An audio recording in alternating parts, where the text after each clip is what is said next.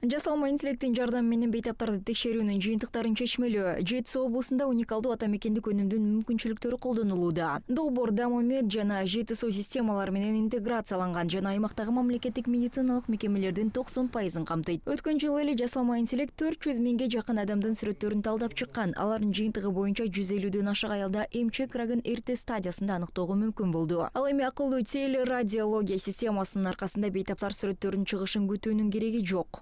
Рентгендик изилдөөлөрдүн КТ жана маммографиянын маалыматтарын дарыгерлер аралыктан алышат жана ошол жерден корутунду чыгарып беришет. Өз кезегинде дарыгерлердин пикирин бейтаптар онлайн режиминде жеке кабинети аркылуу көрө алышат.